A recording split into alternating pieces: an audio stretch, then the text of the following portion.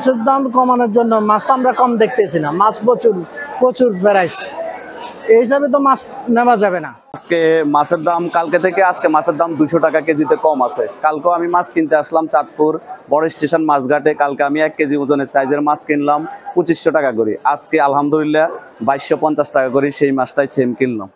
এটা হচ্ছে নিলামের বাজার, এখানে আমদানির উপরে মাছের দাম নির্ধারণ করা হয়।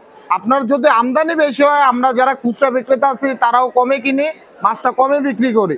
তো আমদানি যদি কমে যায় মাছের দামটা বেড়ে যায়। এখানে যদি ডিসি নির্ধারণ করে তাহলে কাঁচামালের বাজার, এটার বাজার কখনই নির্ধারণ করা যাবে না। যেখানে আমি হয়তো আজকে 1 কেজিওয়ালা মাছ কিনছি 2250 টাকা কেজি, আবার হয়তো গতকালকে আমার কিনতে হবে 2300 টাকা 2500 টাকা কেজি। সে জায়গাতে যদি ডিসি আপনাদের কাঁচামালের বাজারের রেট দেয়, সেই হিসাবে ওই তুলনায় মাছ থাকা দরকার। যেন মাছ যদি প্রতিনিয়ত বাড়ে মাছের দাম কমবে, আর কাঁচামালের বাজার নিয়ন্ত্রণ করা যায় না। বান্ডেল থাকলে প্রতি সেনমানিতে টাকা বাঁচবে। বিকাশ সেনমানি বান্ডেল কিনে জিতুন প্রতি লেনদেনে। কাঁচামাল নির্ধারিত কোনো রেট হয় না, কাঁচামাল হইল গা আমদানি বেশি হয়েছে, দাম কমে গেছে গা, আমদানি নাই দাম বাড়ছে। সবাই বিক্রি মাছ যারাই কিনে আমরা ব্যবসা করি, দেখা গেছে কেউ 60,000 মন কিনছে, কেউ 1 লাখ টাকা মন কিনছে, কেউ 50,000 মন কিনছে, কেউ 80,000 টাকা মন কিনছে। এক একজন এক একবার বিক্রি করতেছে, কার আগে কে বিক্রি করবো সেই চিন্তা মাথায় থাকে। আর এটা পচনশীল কাঁচামাল, হলো পচনশীল। আজকে না বিক্রি করলে কালকে দেখা গেছে 200 টাকা কেজি কম বেচতে হবে। আবার দেখা গেছে আজকে তাজা আছে, কাস্টমার পছন্দ হয়েছে, 100 টাকা লাভ বেশি হইতেছে, বেচে চালাইতেছে।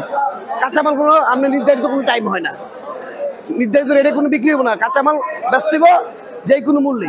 চিঠিটা ইস্যু করছে, চিঠিটা লোক হিসাব করতে পারে, কিন্তু এটা দুই হিসাবের ব্যক্তিগত কথা হইতে পারে, কিন্তু সবার চিন্তা ভাবনা করলে কাঁচামালের এরকম হইব না। কাঁচামালে যত বেশি আমদানি হইব তত দাম কমে দেবো। আবার কাঁচামাল দেখা গেছে আমদানি নেই, দাম বাড়িয়ে দেবো, এটাই সিস্টেম। আর হলো পচনশীল জিনিস, এটা আমি ধরে রাখতে পারবো। মাছটা হলো ইলিশ মাছ হলো আলাদা দাম, এটা মনে করলাম যে আমরা চেষ্টা করলো বাড়াইতে পারবো না, কমাইতে পারবো না। যে নদীর ভিতরে এটা হলো আল্লাহ যদি আমাদেরকে দেয় হেলে আমরা পাবো, আমাদের রিজিক এটার ভিতরে ফয়সালা হয়। কিন্তু আসলে এবার আমাদের মাছটা মানে নদীতে নাই কইলে চলে, এই কারণে মাছটার দামটা অনেক বেশি। আমদানির উপরে রপ্তানি, মনে করেন যে মাছ আমাদের আসলে আমরা মাছ বিক্রি করতে পারবো, বেশি আসলে বেশি কমে বিক্রি করতে পারবো। কিন্তু আমরা তো মাছটা পাইতেছি না, ওই মিনে মাছটা নাই, পুরো বাজারটা খালি। হ্যাঁ, এটার দাম যদি নির্ধারিত করে হেলে লাভ হবে না। কেমন লাভ হবে? মাছ পাইলে তো লাভ হবে, তার চেয়ে কমও বেচতে পারি আমরা যদি মাছ ওই মিলে আসে। 1 কেজিটা আছে আমরা 2200, আর 1 কেজির নিচেরটা আছে আমরা 1900, 500 গ্রামেরটা আছে 1500। আগের থেকে অনেক কিছু কমছে ইলিশের দাম। আর যত আমদানি হবে মাছের দাম কমবে, কথা বুঝুন না? মাছ কম হলে বেশ বাড়বে মাছের দাম। এটা চিঠিতে কোনো কাজ নেই, এটা বাজার দর। বাজারে কম পাইলে কম বেচবো, বেশি হইলে বেশি দাম রাখতে হবে।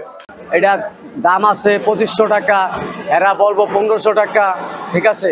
এখন জালুয়া তো মাছ পাইতেছে না, জালুয়ায় মাছ যত বেশি পাবো তত দাম কম হবে। আর এই গাড়ির ভিতরে মাছ আইলে এখন আমরা সিন্ডিকেট করি। এই যে বড় মাছটা মনে করেন আপনার আছে, এই মাছটা এটা 2.5 কেজি, এটা আগে বেচছি 4500 4600 টাকা কেজি, এখন বর্তমানে 3000 টাকা 2800 টাকা আমরা বিক্রি করি। আর 1 কেজি আলা যে মাছগুলো আছে ওটি 2500 2700 2800 টাকা বেচছি, ওটি এখন 2300 টাকা 2400 টাকা, ঠিক আছে। আর এই 600 700 গ্রাম মাছ যেই মাছটা আছে ওইটা আমরা 1700 1800 টাকা বিক্রি করি এখন বর্তমান। জি, এই নদীর মাছ মনে করেন মাছটা ডাইকা বেচতে আছে, এর ভিতরে আমরা ডাইকা কিনে বেশি করি, ঠিক আছে। যে ডাকে 10 টাকা বেশি পাইব সেই মাছটা নিব, ঠিক আছে। এর বেশি আর কিছু করা যাবে না। ওই যে আপনি আমার মনে করবেন এইটা 1000 টাকা কেজি আপনি সিদ্ধান্ত করবেন, এইটা পারবেন না। জানলেই তো বাঁচবো না, জানলে তো বাঁচে না, এমনি জানলে তো মাছই পায় না, তারা সংসার চলবো কি করিয়া। আসলে চিঠি নির্ধারণ করছে এটা হলো ওনার এখতিয়ার, ঠিক না? উনি হয়তো ভাবছে যে এরকম কিছু আছে। আসলে সিন্ডিকেট বলতে কোনো শব্দ নাই চাঁদপুর ঘাটে, কারণ এটা এই যে সামান্য মাছ 10 কেজি 20 কেজি 5 কেজি 15 কেজি এই সকল মাছ, এগুলি কি সিন্ডিকেট করবে? এগুলো খুচরা ব্যবসায়ীরা কিনে আধা ঘন্টা 1 ঘন্টা 2 ঘন্টা বসে আবার বিক্রি করে ফেলায়। সেক্ষেত্রে 50 টাকা 100 টাকা ডিফারেন্সে ওরা বিক্রি করে। এইখানে স্টক করার কিছু না, একদিন মাছটা রাখলে পরের দিন মাছের কোয়ালিটি নষ্ট হয়ে যায়, পার মনে কমে যাবে 10,000 টাকা। তা আমরা সিন্ডিকেট করার উপায়টা কি? কোনো তাছাড়া এগুলি পচনশীল মাছের উপরে কোনো সিন্ডিকেট হয় না। সিন্ডিকেটের কোনো যুক্তিযুক্ততা নয়। আর রেটটাও নির্ধারণ করার কোনো ওয়ে নেই ভাই, এটা আমদানির উপর, যত আমদানি হইব অত কমবো, আমদানি কমলে রেট বাড়বে, এটাই হলো নিয়ম। ডিসি সাহেব এখন কি মনে করছে, কিভাবে করতে চাইছে, এটা আসলে আমাদের ইয়েতে নলেজে নাই। তবে উনি প্রয়োজন বোধে কমিটি করে সব জায়গায় জেলে হইতে শুরু করে যারা আছে নদীতে ব্যবসায় সব জায়গায় তদন্ত করে দেখতে পারে যে এটার পিছনে আসলে কোনো সিন্ডিকেট কাজ করে কিনা। আমাদের জানা মতে কোনো সিন্ডিকেট নাই। আসলে এটা আমাদের একটা দায়িত্ববোধ থেকে আমরা করেছি। জেলা প্রশাসন মনে করে যে আমাদের যে ইলিশ, সেই ইলিশের দাম অনেক উচ্চ মূল্যেই বাজারে বিক্রয় হয় এবং প্রকৃত অর্থে এই ইলিশ উৎপাদনে আমাদের জেলেদের বা আমাদের আড়তদারদের তাদের কোনো খরচ নেই, তারা শুধু সেই ইলিশটা ধরার জন্য যে খরচটা করে। এবং আমরা দেখেছি যে চাঁদপুর যদিও ইলিশের বাড়ি, এই চাঁদপুরের ইলিশ অনেক উচ্চ মূল্যে বিক্রয় হয় এবং তারা একটা সিন্ডিকেট আছে এখানে, যারা ইলিশটার যে এখানে তারা স্টার্টিং দামটাই শুরু করে অনেক বেশি দামে আর কি। যে জেলার ইলিশ বা গ্রামের মানুষ বা জেলা শহরের মানুষ তারা আসলে এই ইলিশকে খেতে পারে না এবং এই ইলিশ যদি তাদের যে উৎপাদন খরচ বা ধরার খরচ, তাদের পরিবহন খরচ বা তাদের সংরক্ষণ খরচ, সেইটাকে যদি হিসাব করে এটা মূল্য নির্ধারণ করা হয়, সেই মূল্য অনুযায়ী ইলিশটা যদি বিক্রয় হয় তাহলে আমাদের সাধারণ যারা মানুষ আছে, মধ্যবিত্ত মানুষ আছে, তারা হয়তো ইলিশটা কিনতে পারবে, তারা খেতে পারবে। কিন্তু প্রকৃত অর্থে সেটা হচ্ছে না। আর যেহেতু আমাদের চাঁদপুর সহ বাংলাদেশের প্রায় 10-12টা জেলাতে ইলিশ ধরা পড়ে এবং সেখানেও ক্রয় বিক্রয় হয়, আমরা মনে করেছি যে চাঁদপুরে যদি আমরা ইলিশের দাম সকল স্টেক হোল্ডারদেরকে নিয়ে আমরা একটা ঠিক করে দিই, তাহলে এই ইলিশটা তখন অন্য জেলায় গিয়ে বিক্রয় হবে।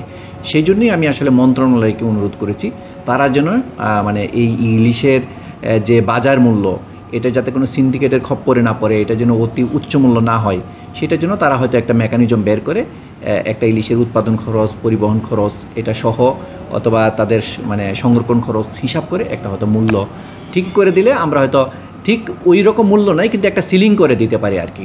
সেই সিলিং করে দিলে এই ইলিশটা আমাদের সাধারণ মানুষের ক্রয় ক্ষমতার মধ্যে থাকবে। এইটাই থেকে মূলত এই জেলা প্রশাসনের চাঁদপুরের পক্ষ থেকে আমি মন্ত্রণালয়কে এই চিঠিটা দিয়েছি।